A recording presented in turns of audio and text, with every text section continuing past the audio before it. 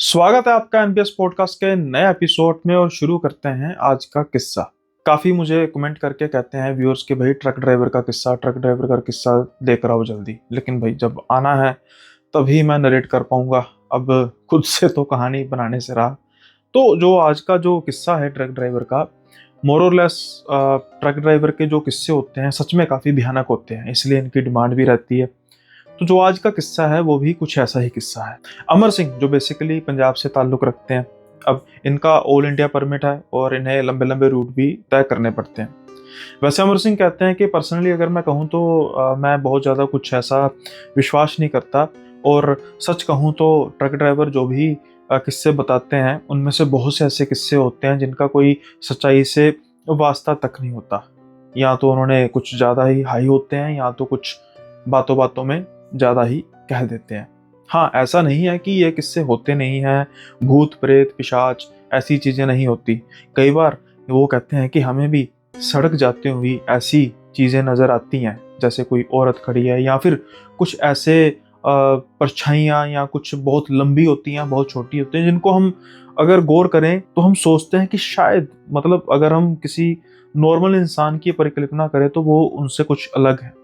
हमारी कोशिश होती है उनको इग्नोर किया जाए, लेकिन कुछ ऐसी ताकतें भी होती हैं जिनको इग्नोर नहीं किया जा सकता। हमारे एक कम्युनिटी के काफ़ी फेमस यूट्यूबर हैं, वो इस चीज़ को बड़ा ही अच्छे तरीके से नाम लेते हैं तीसरी शक्ति। तो कौन है? जो भी आप सुनते हैं प्लीज़ कमेंट बॉक्स में ज़रूर बताइएगा। खैर, अब हम चलते हैं अमर सिंह जी के किस्से की ओर। अमर सिंह जी, जैसा मैंने कहा कि उनका pan India all India permit है, तो लंबी लंबी दूरी भी इन्हें तय करनी पड़ती है। इस बार इनकी जो दूरी थी वो काफ़ी ज़्यादा लंबी होने वाली थी, क्योंकि इनको राजस्थान से मार्बल लेकर जाना था असम की ओर। अब जो इंडिया के मैप को अच्छे तरीके से जानते हैं तो वो आसानी से समझ गए होंगे कि मेन मेन कौन सी स्टेट आएगी। राजस्थान से निकले मध्य प्रदेश, छत्तीसगढ़, झारखंड, और उसके बाद आगे जाके जो अब असम से पहले जो सेवन सिस्टर्स हैं उसमें से भी बंगाल का भी हिस्सा निकल के जाएगा। तो बीच में जंगल, बियाबान, ये सब कुछ। और जैसे ही अगर हम जंगलों की बात करें तो फिर कुछ ऐसी चीज़ें, मखलूकें तो होती हैं। अब अमर सिंह जी रवाना हो पड़ते हैं अपने सफ़र की ओर। ये जयपुर से चल पड़ते हैं दिन के समय में। धीरे धीरे एक दिन कंप्लीट होता है, 2 दिन कंप्लीट होते हैं। अब ये उस मोड़ पर जा रहे थे जब वो रास्ता कुछ जंगली यानी कि जंगलात वगैरह का रास्ता था। हालांकि हाईवे था, लेकिन ये पहले भी वहां पर जा चुके हैं। कुछ ऐसा नहीं है कि रास्ता इनको यूज टू नहीं है। और एक शॉर्टकट भी है जहाँ पर ये अक्सर, ज़्यादातर तो दिन के समय में जाया करते थे, लेकिन रात के समय में कभी इनका जाना हुआ नहीं। शायद कुछ बातें इनके दिमाग में नहीं रही, या फिर जानबूझकर इन्होंने उस रास्ते की तरफ पा लिया कि जल्दी रास्ता कट जाएगा। इनका जो क्लीनर था वो भी नया नया इनके पास आया था, तो अभी ये कुछ ज़्यादा उसको बोझ डाल नहीं रहे थे। ड्राइविंग भी उसको आती थी, लेकिन अभी जैसे कहते हैं ना कि डर होता है, शायद वो भी था इनके मन में। अब जब ये रास्ते पर जा रहे थे तो क्लीनर को काफ़ी नींद आ रही थी। और आप में से जो अक्सर ड्राइव करते हैं वो जानते ही होंगे कि आमतौर पर जब पास वाले बंदे को नींद आ रही हो तो खुद को भी नींद आनी शुरू हो जाती है। तो अमर सिंह जी उसको कहते हैं कि भाई तू एक काम कर, पीछे जाके सो जा, और जब तेरी जाग खुल जाए तो फिर आराम से यहाँ पर आके बैठ जाइए। अब अमर सिंह जी ट्रक चलाते जा रहे थे। ट्रक वालों का एक रूल तो होता है कि रास्ते में अगर कोई भी लिफ्ट के लिए रोके तो ये रुकते नहीं हैं, और रुकना भी नहीं चाहिए, क्योंकि इनके पास पैसे भी होते हैं, साथ के साथ इनके पास काफ़ी माल भी होता है। तो लुटेरों का डर तो अक्सर सताता ही है। शायद आज होनी को कुछ और ही मंजूर था, क्योंकि ट्रक अपनी स्पीड से तो बढ़ता जा रहा था, लेकिन दूर से उनको एक ऐसा शख्स नजर आता है जो इनको लिफ्ट के लिए हाथ आगे कर रहा था। अब वो बड़ी आसानी से पहचाना जा सकता था कोई आदमी है, क्योंकि सफेद कलर का उसने कुर्ता पैजामा डाला हुआ था। जैसा मैंने कहा कि अमर सिंह जी उसकी तरफ गौर नहीं करते कि भाई लेता रहे, लिफ्ट के लिए देता रहे, हाथ देता रहे, हमने कौन सा रोकना है। लेकिन अमर सिंह जी एक बात गौर करते हैं कि जैसे जैसे ट्रक उसके पास पहुंचता जा रहा था, वैसे वैसे ट्रक खुद ब खुद ही धीमा होता जा रहा था, जैसे मानो कि ट्रक के एक्सेलेरेटर की जगह कोई ब्रेक पर पांव रख रहा है। अमर सिंह एक्सेलेरेटर को जितना प्रेस करने की कोशिश कर रहे थे, ट्रक धीमा उतना ही होता जा रहा था। जैसे जैसे उसके पास ट्रक पहुंचता जा रहा था, उसकी शक्ल साफ तौर पर दिखाई दे रही थी, जो कि बिल्कुल आम थी, किसी भी तरीके की नहीं थी। हाँ, लेकिन जैसे जैसे वो हाथ ऐसे हिला रहा था, ट्रक धीमा होते ही वो मुस्कुरा रहा था, जैसे कि शायद ये सब कुछ जो कर रहा है वही कर रहा है। ट्रक ट्रक एन उनके बिल्कुल पास आके खड़े हो जाता है। वो इंसान खिड़की के पास आता है, ऊपर चढ़ता है और कहता है कि आगे तक जरा ले जाइएगा। तो अमर सिंह जी कहते हैं कि अरे ट्रक तो भाई खराब हो गया, पता नहीं तेरे पास आके रुक गया, क्या बात हो गई। तो वो आदमी हंस के कहता है चल पड़ेगा, कोई बात नहीं, देखो अगर आप लेके जा सकते हो। अब खाली ट्रक यानी कि एक जगह तो आसानी से थी ट्रक के पास, तो अमर सिंह ना कहते भी अच्छे नहीं लगते थे। अब कहते हैं कि बैठ जा भाई, तेरी किस्मत है, देखते हैं ट्रक चलता है कि नहीं चलता। एक बार वो ट्रक को बंद करते हैं, दोबारा से सेल्फ मारते हैं, और हैरानी वाली बात यह कि ट्रक काफी आसानी से चल पड़ा। ये बात इनको समझ में नहीं लगी कि भाई अभी तो जितना मैं एक्सेलरेटर पर प्रेस करने की कोशिश कर रहा था, एक्सेलरेटर तो प्रेस हो ही नहीं रहा था। एक्सेलरेटर प्रेस करने के बावजूद स्पीड बढ़ ही नहीं रही थी, लेकिन अब कैसे हुई? छोटी मोटी तकनीकी खराबी होगी, शायद इसके कर्मों में लिफ्ट लेनी लिखी थी। ये सोचकर अमर सिंह जी अब चलने लग पड़ते हैं। लेकिन जैसे जैसे ट्रक आगे बढ़ता जा रहा था, ये नोटिस कर रहे थे कि वो आदमी ना कम कपाए जा रहा था, जैसे कि सर्दी उसको काफी लग रही थी। वैसे थे सर्दी के दिन, लेकिन कंबल ओढ़ा हुआ था उसने कुछ, लेकिन उसको इसके बावजूद मतलब बहुत ज्यादा ही जैसे जैसे कि बहुत ज्यादा ठिठुर रहा हो। तो ये उसको कहते हैं कि भाई एक काम कर, तू पीछे लेट जा। तो पीछे कंबल है, आसानी से लेट जा। तब तक जो उसका क्लीनर था अमर सिंह जी का, वो भी उठ चुका था, तो वो आगे आ जाता है और ये पीछे लेट जाते हैं। अब ये आराम से लेट चुका था, अमर सिंह जी और ये दोनों बात करते जा रहे थे, क्लीनर। अब कुछ समय बाद क्लीनर वैसे कहता है कि उस्ताद जी आपको तो पता ही है, बड़े ये अनजान से रास्ते हैं, तो वैसे तो लिफ्ट नहीं देनी चाहिए थी। तो अमर सिंह जी कहते हैं यार अब ट्रक खुद ब खुद रुक गया, भला इंसान लग रहा है। मैंने भी सोचा कि चल कोई बात नहीं यार, अब ट्रक रुक ही तो गया है, एक मतलब आसपास तो कुछ है नहीं, और इसलिए फिर मैंने भी लिफ्ट दे दी। अब ये क्लीनर कह के कहता है हाँ चलो ठीक है, लेकिन साहब की तबीयत लगता खराब लग रही है, काफी ठिठुर रहे थे, मैंने देखा है, एक बार पीछे देखता हूँ अब नींद आ गई कि नहीं। लेकिन जैसे ही वो पीछे मुड़ता है तो उसकी चीख निकल जाती है। अमर सिंह कहता है क्या हुआ? वो कहता है उस्ताद जी पीछे देखिए। जैसे ही वो पीछे देखते हैं तो पीछे सिर्फ कंबल पड़ा था, कोई था ही नहीं। अमर सिंह जी जल्दी से ट्रक रोकते हैं और उस इधर उधर देखना शुरू करते हैं कि भाई नीचे गिरा है क्या, कुछ कहीं है कि नहीं। एक इंसान चलते ट्रक से जहां पर बाहर निकलने का रास्ता तो सिर्फ आगे से ही है, तो वो कैसे गायब हो सकता है? ये दोनों एक दूसरे की शक्ल देखते हैं और समझ जाते हैं कि भाई जो भी था कम से कम इंसान तो नहीं था। ये जल्दी से ट्रक दोबारा स्टार्ट करते हैं और ट्रक भगाते हैं। उस सुनसान रास्ते पर वीराने में ट्रक इनका काफी स्पीड से भागे जा रहा था। ये सोच रहे थे कि जल्दी से सड़क को पार किया जाए ताकि इस खौफ से निकले, लेकिन होने को कुछ और ही मंजूर था।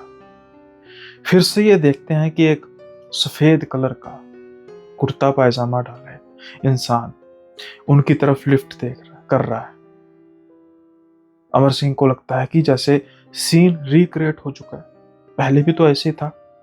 अमर सिंह कहते हैं क्या हुआ, ये कैसे हो सकता है? तो क्लीनर कहता है मतलब मैं समझा नहीं उस्ताद। कहता है यार ये वही आदमी है। तो क्लीनर कहता है कि इस बार गाड़ी मत रोकना।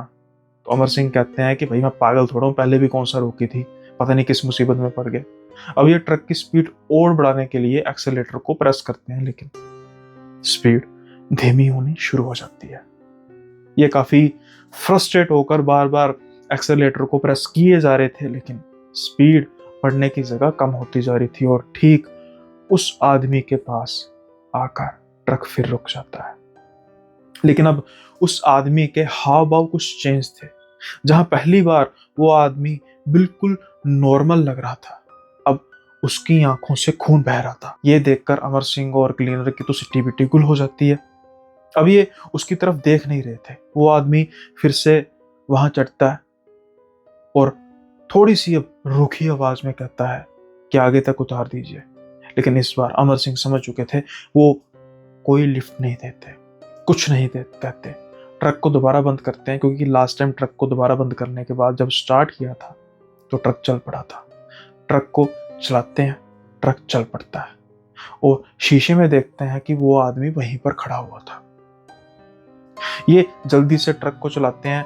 क्लीनर, अमर सिंह दोनों इतने डरे हुए थे, लेकिन अभी तो कुछ ऐसा होने वाला था जो अभी डर की वजह से महसूस नहीं कर पा रहे थे। लेकिन जैसे ही ये आगे देखते हैं, कुछ समय बाद ये शायद से उसी रास्ते पर बार बार चले आ रहे थे, क्योंकि कुछ ही दूरी पर फिर से उनको वही आदमी दिखाई देता है।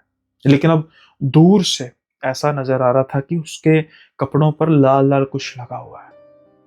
जब वो देखते हैं, बिल्कुल पास आते हैं, फिर वैसे ही ट्रक रुक जाता है और वो देखते हैं कि उसके कपड़े खून से सने हुए थे। आंखें उसकी जैसे खून निकल रहा था आंखों से। अब उसका चेहरा पहले से कुछ बिगड़ा हुआ था। फिर से वो इस बार नहीं ट्रक रोकते, यानी कि उसको लिफ्ट नहीं देते, बंद करते हैं, चलाते हैं, चल पड़ता है। अमर सिंह कहते हैं, यकीन मानिए भाई, कम से कम 4 घंटे हम इसी पशोपेश में रहे और जितनी बार वो आदमी आगे आता उतनी बार हम उसका जो हुलिया है और बिगड़ा हुआ पाते। कभी उसकी बाजू प्रेस होती, कभी उसकी टांगे ऐसे बिल्कुल प्रेस होती, लेकिन वो खड़ा होता। चेहरा तो उसका पूरी तरह बिगड़ चुका था। अब तकरीबन 4 सवा 4 का टाइम हो चुका था और इस बार जब हम जा रहे थे, उसी पॉइंट पर आकर हमें कोई नजर नहीं आया। हमने वाहिगुरु का नाम लिया और जल्दी से जैसे एक लूप को पार कर लिया। जैसे ही हमने उस लूप को पार किया, तो जो हमें मनहूसियत, भारीपन महसूस हो रहा था, अचानक हमें काफी हल्का फील हुआ। ट्रक को जब एक्सेलेरेट कर रहे थे तो वो भी काफी भारी महसूस हो रहा था, उसको भी काफी ऐसा लगा कि हल्कापन आया। अब जब हम सड़क पर चले जा रहे थे, ये दौरान एक चीज और थी कि हम दोनों ऊंची ऊंची वाहिगुरु वाहिगुरु कहते रहे। शायद इसी वजह से वो चीज हम पर हावी नहीं हो सकी, या यूं कहें कि वो छलावा हम पर हावी नहीं हो सका। अब जब हम निकले आगे और दूसरी सड़क यानी कि लेफ्ट साइड पर मुड़ा, वो सड़क कुछ बड़ी सड़क थी और वहां पर हल्की फुल्की कुछ आवाजाही थी। अब हम इतना ज्यादा थक चुके थे और इतना ज्यादा डर चुके थे कि एक चाय का खोखा आया। हमने वहां पर अपना ट्रक रोका, चाय पीने के लिए रुके। वहां पर एक बूढ़ा आदमी था। वो हमें देखता है, कुछ हम डरे लग रहे थे, परेशान लग रहे थे, तो वो पूछता है कि क्या हुआ सरदार जी, क्या दिक्कत है, कोई एक्सीडेंट तो नहीं करके आए? तो सरदार जी यानी अमर सिंह जी कहते हैं कि एक्सीडेंट से भी बहुत बुरा था, आप विश्वास नहीं करोगे, छोड़ो। तो वो बूढ़ा आदमी कहता है, अच्छा वो आपको कुर्ते पजामे वाला मिला आदमी? जैसे ही ये बात सुनते हैं उस आदमी के मुख से, तो अमर सिंह जी आंखें बड़ी बड़ी करके उसकी तरफ देखते हैं। तो वो कहते हैं उस बूढ़े से, उस आदमी से, चाय वाले से, कि आपको पता है उसके बारे में? तो वो चाय वाला कहता है कि इस सड़क पर आमतौर पर रात के समय में वो मिल जाता है और जब वो लिफ्ट मांगे, जो मर्जी हो, उसको लिफ्ट नहीं देनी, वरना आप किसी जाल में फंस जाते हो। तो अमर सिंह जी कहते हैं कि भाई अब ट्रक उसके पास आके रुक गया, तो कहते हैं कि जब वो लिफ्ट मांगेगा नहीं देनी। अमर सिंह जी कहते हैं मेरा दिमाग थोड़ा खराब है कि मैं दोबारा जाऊंगा, लेकिन फिर भी हुआ क्या था? तो फिर वो बूढ़ा बताता है कि अब कभी वो जिंदा रहा होगा इंसान, उसने लिफ्ट भी मांगी होगी, लेकिन उसकी जो लाश थी ना, बिल्कुल प्रेस मिली थी। शायद रात के समय में उसने लिफ्ट मांगी होगी या नशे में होगा, सड़क के बीच में आके मांगी होगी, ट्रक ने ठोक दिया होगा, उसकी लाश पड़ी रही और रात भर ट्रक गुजरते रहे। अगले दिन उसकी लाश काफी बुरी हालत में, बिल्कुल प्रेस में। अमर सिंह जी कहते हैं कि एक चीज मैंने नोटिस की कि वहां पर तो मैंने कोई ट्रक जाता हुआ देखा नहीं। तो बूढ़ा कहता है कि जितनों को भी पता है वो तो बिल्कुल रात के समय में यहाँ से गुजरते नहीं है, आप शायद पहली बार आ रहे हैं। अमर सिंह कहते हैं नहीं, पहली बार तो नहीं आ रहा, हाँ रात के समय में पहली बार आ रहा हूँ। तो बूढ़ा हंस के कहता है तो बस मुझे उम्मीद है कि आप आखिरी बार रात के समय में इस रास्ते पर आएंगे। अमर सिंह कहते हैं बिल्कुल, कोई पागल ही होगा जो ऐसा दोबारा से करना चाहेगा। अब अमर सिंह चाय पीते हैं, ट्रक में बैठते हैं। जैसे ही ट्रक मोड़कर सड़क की तरफ करते हैं तो वो देखते हैं कि वो आदमी सड़क के दूसरी ओर खड़ा हुआ। अमर सिंह की तो सिट्टी पिट्टी गुल हो जाती है। वो जल्दी से ट्रक मोड़ते हैं, भगाते हैं अपने गंतव्य की ओर। बाद में पीछे मुड़ के नहीं देखते जब तक वो तीसरी यानी कि एक और सड़क की ओर अपना ट्रक कर लेते हैं। आई होप ये किस्सा आपको पसंद आया होगा। पसंद आया है तो लाइक शेयर सब्सक्राइब करना मत भूलिएगा। साथ के साथ ही कमेंट बॉक्स में जरूर बताइएगा कि कैसा लगा आपको किस्सा। अब हम बढ़ते हैं अगले किस्से की ओर। एक कहावत है कि लातों के भूत बातों से नहीं मानते। अब भूत तो फिर कुछ ऐसा करेंगे तो फिर बातों से कैसे मानेंगे, लेकिन कहावत तो वैसे ये भी होनी चाहिए कि लातों बोले इंसान बातों से नहीं मानते। क्योंकि अगर आपके साथ एक बार कोई हादसा हो गया तो आपकी कोशिश होती है कि दोबारा उस चीज को ना दोहराया जाए। लेकिन कई बार कुछ लोग या यूँ कहते हैं कि खुराफात में ऐसी गलती कर जाते हैं कि दूसरी बार भी वो जानबूझकर वो चीज़ दोहरा लेते हैं। लेकिन पहली बार की गई गलती दूसरी बार गुनाह जरूर बन जाती है। कई बार वो गुनाह माफ हो जाता है, लेकिन कई बार उसके परिणाम भुगतने पड़ते हैं। शायद इस किस्से में भी ऐसा कुछ हुआ। ये किस्सा है दिनकर का। दिनकर कहते हैं कि मैं अब स्टोरीज वगैरह काफ़ी सुनता हूँ, जिनमें से आपकी स्टोरीज प्राइमरली मैं सुनता हूँ, अक्षय भाई की, और भी कई हमारे जो क्रिएटर्स हैं उनकी मैं कहानियाँ सुनता हूँ। सबकी कहानियाँ काफ़ी पसंद आती हैं। मैं चाहता हूँ कि आप मुझे मेरी जो एक कहानी है या किस्सा है जो मैंने 2 बार गलती की, और इसलिए जो मैंने पहली बात लाइन बोली अगर किसी को हर्ट कर जाए तब कि जब वो उसने मुझे किस्सा भेजा हो और ये बात मैं कहूँ और उसको हर्ट करे कि यार एक तो मैंने कहानी भेजी है, किस्सा भेजा है, दूसरा मुझे सुनाया जा रहा है। लेकिन दिनकर जी ने स्पेशल कहा है कि भाई जरूर आप ऐसी बात जरूर करना कि जिससे लोगों को सबक मिले कि इन चीज़ों से छेड़छाड़ नहीं करनी चाहिए, और आपके हार्ड वर्ड्स जो होंगे वो मेरे लिए वेलकमिंग हो गए, क्योंकि जो मैंने किया उसके जो परिणाम भुगतने पड़े उस चीज को मद्देनजर आप जो भी कहेंगे काफी कम होगा।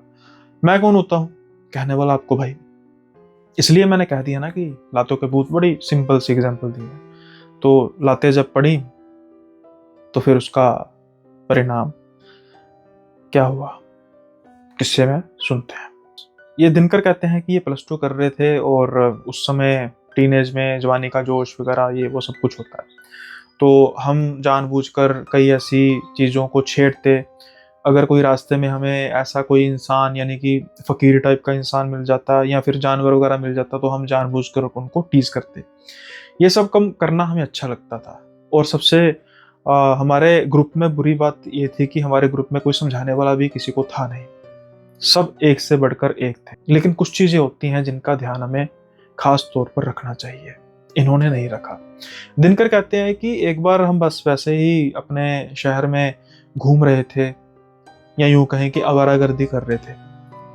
हम एक बिल्डिंग से गुजरते हैं और वो बिल्डिंग काफी मतलब खंडर टाइप बनी थी, बहुत ज्यादा खंडर भी नहीं थी लेकिन वीरान अच्छी बिल्डिंग बनी हुई थी, लेकिन कोई दरवाजा वगैरह नहीं थी, खिड़की वगैरह नहीं थी, यानी कि बिल्कुल अबेंडेंड बिल्डिंग, अगर बिल्कुल सही वर्डिंग यूज करें तो।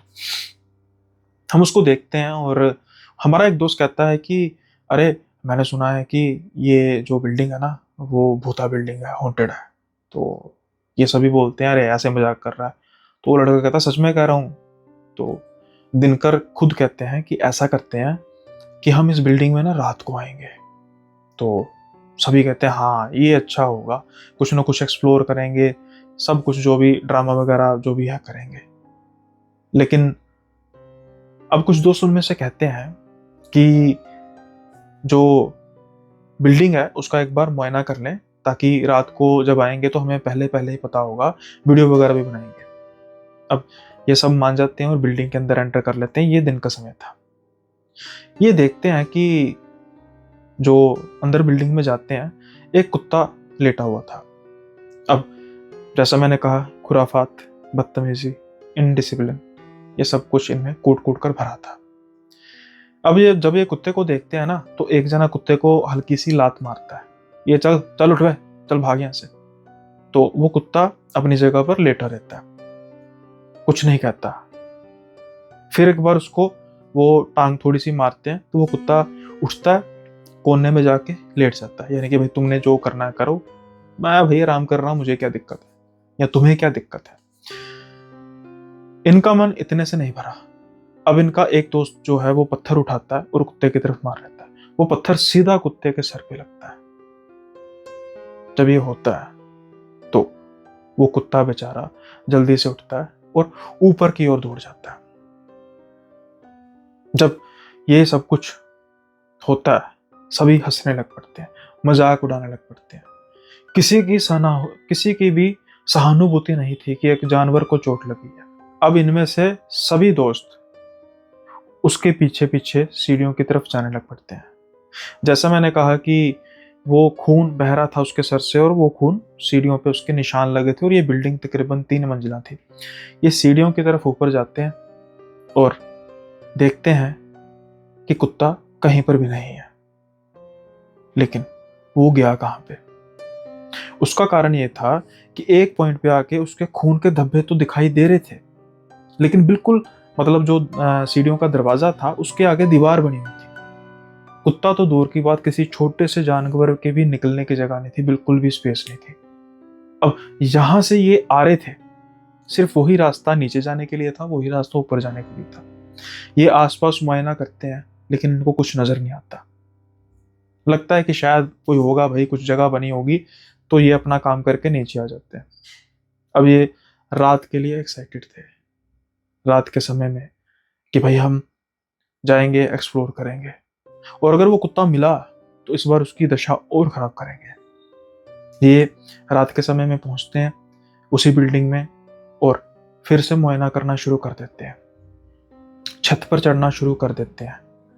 लेकिन एक बात काफी अजीब होती है, दिन के समय में जहां पर इनको वो दीवार नजर आई थी, वहां पर अब दीवार नहीं थी, कुछ नहीं था, यानी कि अंदर जाने की जगह थी।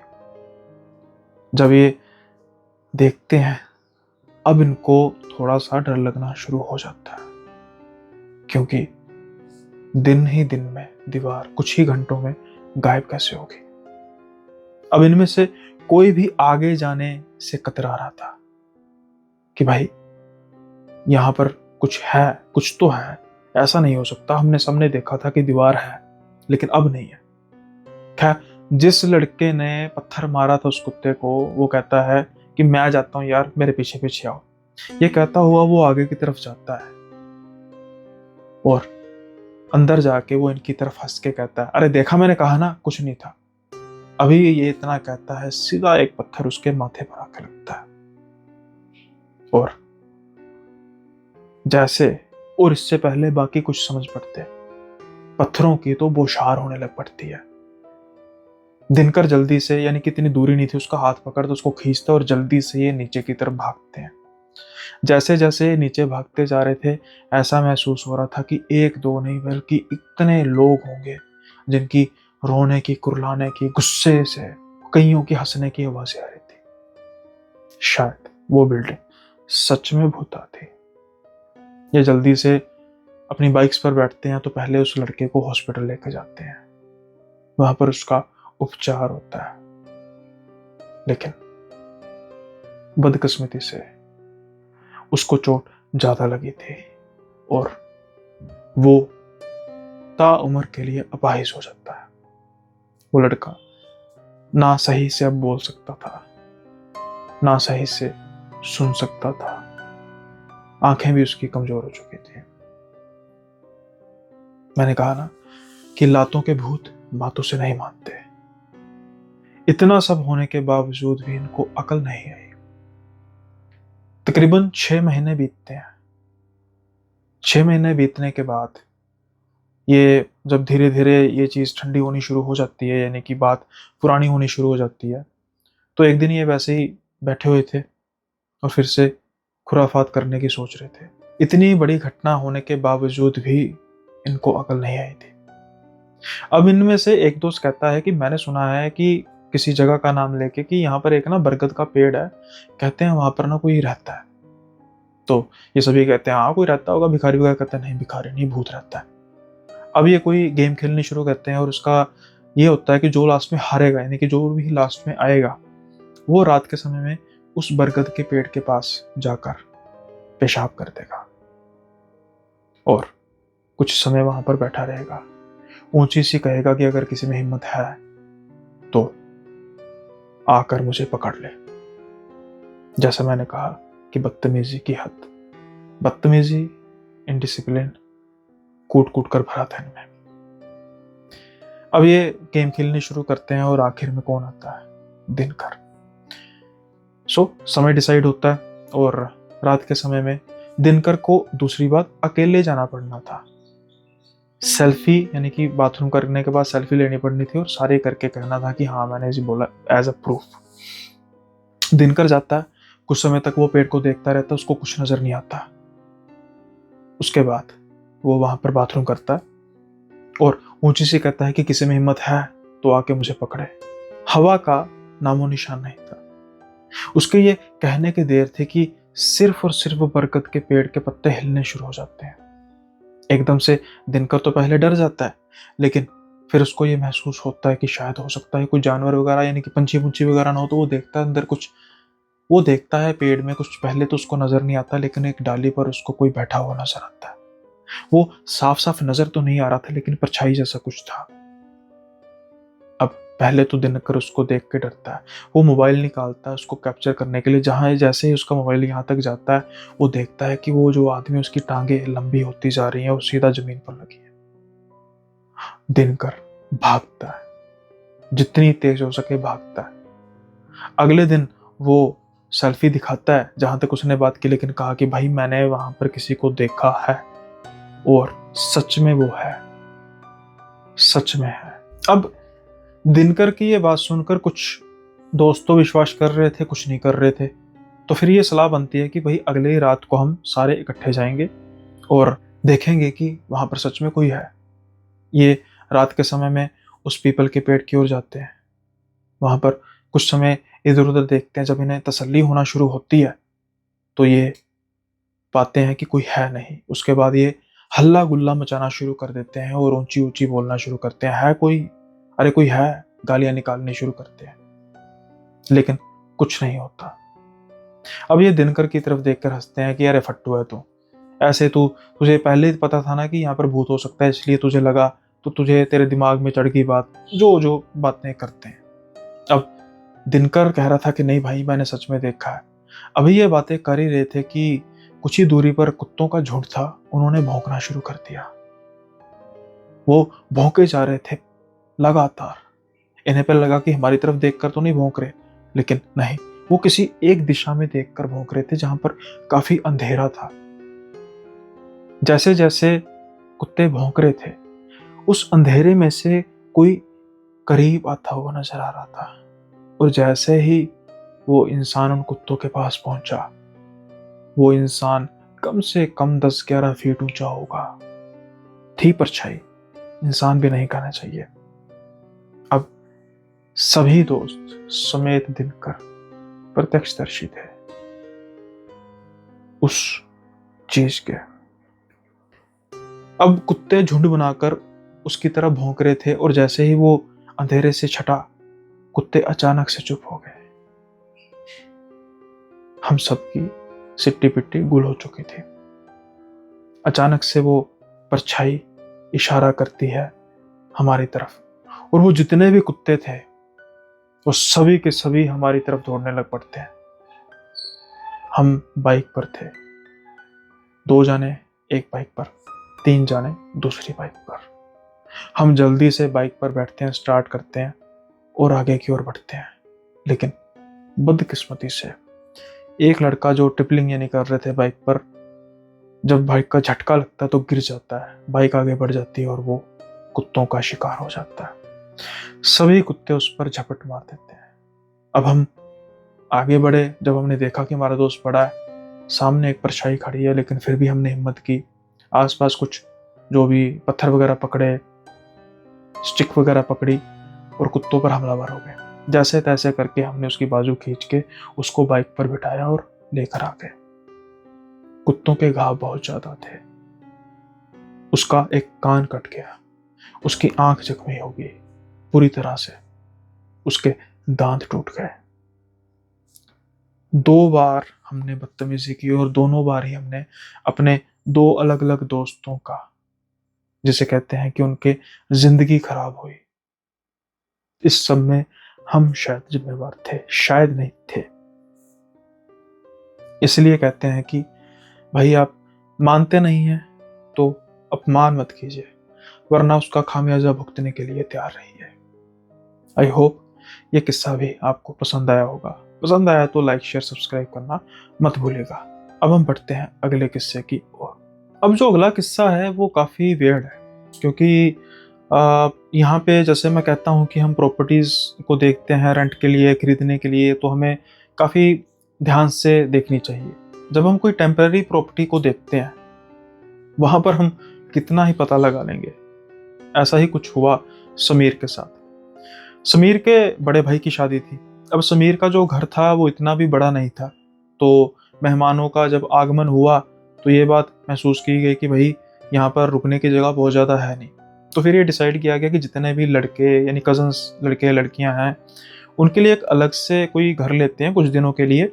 जितने दिन की शादी का है, हफ्ता 10 दिन का टोटल जो भी होगा, तो ये सब वहाँ पे जाएं। यानी कि भाई कोई अगर फूफा नाराज़ नहीं होना चाहिए कि वहाँ पर भेज दिया, तो यही डिसाइड किया कि लड़के लड़कियाँ ही सभी जाएंगे, ताकि कोई भी जो बड़े हैं उनके साथ कुछ अपने आप को समझे ना कि हमें हमें हमारे साथ कुछ वितकरा किया जा रहा है।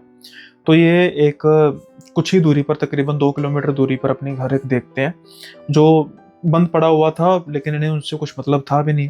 तो ये उसको हल्का फुल्का साफ सफाई उसकी कराती है, इसकी साफ सफाई कुछ कराते हैं। उसमें कमरे ज़्यादा थे। सबसे बढ़िया बात यह थी कि सभी आराम से सो सकते थे और इन केस किसी को इमरजेंसी उस घर से इस घर आना भी हुआ तो आ सकता था। तो गद्दे वगैरह इन्होंने लिए रेंट पे और उस मकान में इन्होंने कुछ समय के लिए रहना शुरू कर दिया। अब जो ये जितने भी कजन्स थे हल्ला गुल्ला पूरा मचाते थे। अब इनकी जो बहन थी समीर की, जिनकी पहले शादी हो चुकी थी, वो भी इनको ज्वाइन कर लेती हैं अपने हस्बैंड के साथ कि भाई हम बड़ों के साथ, चलो थे वो भी अब मैरिड हो चुके थे, रिस्पॉन्सिबल पर्सन थे, लेकिन अब बच्चे तो फिर होते ही है ना, अभी कोई ज़्यादा उम्र का फ़र्क तो था नहीं। तो ये भी वहीं अपने हस्बैंड के साथ यानी इनके जीजा जी के साथ वहाँ पे आ जाते हैं। अब रात के समय में वही खेल कूद, यानी कि लूडो खेल ली, कैरम खेल लिया और बातें करनी भूतों प्रेतों की भी, जो कजन्स में आम होता है। लेकिन कुछ तो था वहां पे जो इन सब के अलावा भी अपने होने का एहसास कराता था, और ये चीज काफी लंबे चलने वाली थी। कुछ समय के लिए ली गई प्रॉपर्टी, कुछ समय बाद उसको छोड़ भी देना था, लेकिन उसके आफ्टर इफेक्ट्स काफी होने वाले थे। अब एक समय रात को वो घर एक बहुत ऊंची चीख से गूंज उठता है, जैसे मानो उस घर में रहने वाला हर एक इंसान ऊपर से नीचे तक कंपा जाता है। इतनी भयानक चीख। जब लाइट ऑन की जाती है तो देखते हैं कि समीर की बहन जमीन पर गिरी पड़ी है। जब लाइट ऑन करते हैं तो देखते हैं कि समीर की बहन जमीन पर बैठी हुई है, मानो जैसे उन्होंने कुछ भयानक देख लिया हो। अब पूछा जाता है, पानी वगैरह पिलाया जाता है कि क्या हुआ। वो कहते हैं कि मैं तो पानी पीने के लिए हॉल में जा रही थी। अचानक से देखती हैं कि जहां पर समीर लेटा हुआ था, 2-3 उसके कजन्स और भी थे, उसके पीछे कोई खड़ा हुआ है। मतलब कुछ अब नॉर्मल सा, मतलब 6-6.5 फीट की हाइट का कोई खड़ा हुआ है। और जैसे ही मैंने उसकी तरफ देखा, उसने अपना सर ऊंचा किया और उसकी आंखें चमक रही थी। वो मेरी तरफ देखकर हंसता है और उसके दांत बिल्कुल चमक रहे थे, जैसे कुछ लाइट वगैरह लगी हो। वो अपने हाथ ऊपर करता है और उसके नाखून मुझे साफ दिखाई दे रहे थे। बस ये देखने के बाद मेरी चीख निकल जाती है और उसके बाद तुम सब इकट्ठे हो जाते हो। जब ये बात समीर की बहन करती हैं तो आसपास जितने भी थे वो सब हंसने लग पड़ते हैं। अरे दीदी, आज हम सब ने हॉरर की बातें की, भूतों प्रेतों की बातें की, आपको लगता है ज्यादा ही चढ़ गई बातें। तो वो कह रही थी समीर की बहन की मेरा विश्वास करो, मैं सच में कह रही हूं, मैंने देखा है, अपनी आंखों से देखा है। अरे नींद में भी नहीं थी मैं। कोई भी उसकी बात का विश्वास नहीं कर रहा था, उसके पति भी। वो भी मजाक बनाने में लगे हुए थे। लेकिन क्या सच में कुछ ऐसा था या सिर्फ समीर की बहन का एक वहम भर था? जिन्होंने भी मजाक किया, शायद उनको भी बहुत जल्दी पता लगने वाला था। अब जैसे तैसे रात गुजरती है। समीर की बहन तो मना कर देती है कि वो इस घर में नहीं रुकेगी, लेकिन उसके पति उसको कहते हैं कि नहीं नहीं, ऐसा अच्छा नहीं लगता, रुकते हैं। खैर, अब अगली रात आती है और अगली रात भी ये सभी वही हंसी मजाक सब जो शादी ब्याह शादियों में चलता है। अचानक से लाइट चली जाती है। ये जब लाइट जाती है तो जैसे एक बू होता है, वो करके सारे करते हैं कि भाई गए। एकदम से शांति होती है। उसके बाद अचानक से सबके हंसने की आवाज आती है। लेकिन ये सब में से कोई भी ये ग्रुप नहीं था। वो आवाजें सारे घर से हंसने की आने लग पड़ती हैं। जिस कमरे में ये बैठे थे वहां से भी, दूसरे कमरे से भी, किचन से भी, हॉल से भी। कुछ ही समय में लाइट आ जाती है। जैसे ही लाइट आती है तो ये सब हक्के बक्के थे, एक दूसरे की शक्ल की ओर देखे, तू हंसा तू हंसा। सब कह रहे थे नहीं, हम तो नहीं हंसे। तो फिर कौन हंसा? फिर से एक बार लाइट जाती है और फिर वही आवाजें। फिर लाइट आती है। जब देखते हैं तो सबके मुंह पर सवालिया निशान। ये सब कुछ इतनी जल्दी हो रहा था कि किसी की समझ में कुछ आ नहीं रहा। अब फिर से लाइट जाती है, हंसी की आवाज आती है, लेकिन एक चीख की आवाज भी आती है। फिर जब लाइट दोबारा आती है तो देखते हैं कि एक इनकी कजन जमीन पर उसने सर रखा हुआ है, खून बह रहा है सर से, रो रही है। वो कह रही है कि किसी ने मेरा मेरा सर इतनी तेज खींचा, जमीन पर पटका। इनमें से कोई भी ऐसा कर नहीं सकता था। एक बार फिर से लाइट जाती है और फिर से हंसने की आवाज आने लग पड़ती है। इस बार सभी जल्दी से मोबाइल की टॉर्च चलाते हैं ताकि कुछ और अनहोनी ना हो। लेकिन जैसे ही लाइट आती है, जल्दी से उसको पकड़कर कजन को जल्दी से घर के बाहर निकलते हैं, उसको हॉस्पिटल लेकर जाते हैं। और अब समीर की बहन कहती है, मैं कह रही थी ना कि कोई है, कोई तो है। अब सबको इनकी बात माननी पड़नी थी। बड़ों को यह बात बताई जाती है। सभी कहते हैं कि इमीडिएटली इस घर को छोड़ो, दोबारा उस घर में कोई नहीं जाएगा। जैसे तैसे शादी संपन्न होती है।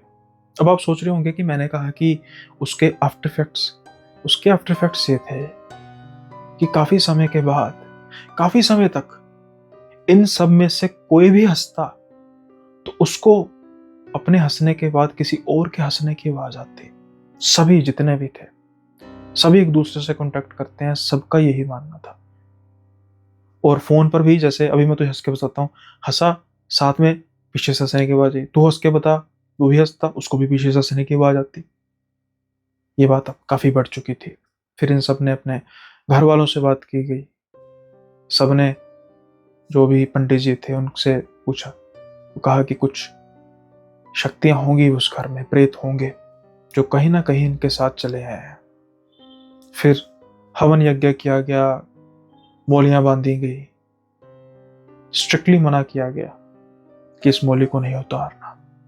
अब सब कुछ ठीक है, सिवाय उस लड़की के जिसको चोट लगी थी। उसकी जिंदगी में वो बदलाव नहीं आया जो मौली बांधने के बाद सबकी जिंदगी में आया था। आज भी वो हंसती है तो उसको ऐसा लगता है कि उसके हंसने के बाद और भी कुछ है, कई लोग हैं या कई प्रेत हैं जो हंस रहे हैं। क्या था उस घर का किस्सा कुछ नहीं पता, कितनी मौतें हुई होंगी नहीं पता, लेकिन कई प्रेत हैं उस घर में, ये तो सबको पता लग गया। अब इसमें गलती वाली कोई बात नहीं है भाई, शादी ब्याह का घर होगा, सभी इकट्ठे होंगे तो हंसी मजाक करेंगे। ये बात शायद उन प्रेतों को अच्छी नहीं लगी और उन्होंने अपना कार्य कर दिया। आई होप आज के किस्से आपको पसंद आए होंगे। पसंद आए हैं तो लाइक शेयर सब्सक्राइब करना मत भूलिएगा। साथ के साथ ही कमेंट में अपना फीडबैक जरूर दीजिए। आज का एपिसोड यहीं पे समाप्त करते हैं, लेकिन अगर आप ये चाहते हैं कि आपके किस्से भी जो हैं वो मैं नरेट करूं अपनी जुबान में, तो जो आपको ये व्हाट्सएप नंबर, इंस्टा और ईमेल आईडी नज़र आ रही है, आप इस पे जाके अपने किस्से कहानियाँ भेज सकते हैं। कई कहानियाँ किस्से पेंडिंग पड़े हैं, जैसे ही वो मैं तैयार कर लूँगा उसके बाद मैं आपको पर्सनली, जैसे आपने मुझे डीएम किया होगा, उसका रिप्लाई कर दूंगा कि आपकी कहानी इतने एपिसोड में मैं बताऊंगा। तो जिनकी अभी कहानी नरेट नहीं की वो ये मत समझे कि मैंने इग्नोर किया। सबकी कहानी का नंबर आएगा और जब भी नंबर आएगा तो मैं वो आपको इन्फॉर्म कर दूंगा एडवांस में। तो अगर आप चाहें तो रिकॉर्ड करके भेज सकते हैं, चाहें लिख के भेज सकते हैं। और अगर आप ये सोचते हैं कि नहीं मैं इन सब में कंफर्टेबल नहीं हूँ, मैं चाहता हूँ कि आपसे बात करके मैं कहानी नरेट करूँ, तो जो व्हाट्सएप नंबर है आप इस पर मुझे डीएम कर सकते हैं और एक ब्रीफ चैट के बाद हम बात भी कर सकेंगे। साथ के साथ ही जो एक कम्युनिटी मैंने व्हाट्सएप बनाई है वो आप इस जो वीडियो है इसकी डिस्क्रिप्शन में जाकर उसको क्लिक कर सकते हैं लिंक को, ताकि आप भी हमारी कम्युनिटी में जुड़ें और कुछ अपडेट्स, कुछ बातें जो मैं यहाँ पर चैनल पर नहीं करता वो वहाँ पर हम कर सकते हैं। तो मेरी कोशिश होगी कि हम वहाँ पे एक अच्छी कन्वर्सेशन किया करेंगे। और मेंबरशिप प्लान मैंने काफ़ी वीडियो में कहा है, आज कहने का मूड नहीं है, तो आप देख लीजिएगा। अगर आपको अच्छा लगे तो मेंबरशिप को भी ज्वाइन कर सकते हैं, अलग से बेहतरीन और बेहतरीन किस्से कहानियों के लिए। सो ख़त्म करते हैं आज का एपिसोड यहीं पे। साथ के साथ मिलेंगे आपसे अगले एपिसोड में नए किस्सों के साथ। तब तक के लिए बाय बाय, अपना ख्याल रखिएगा।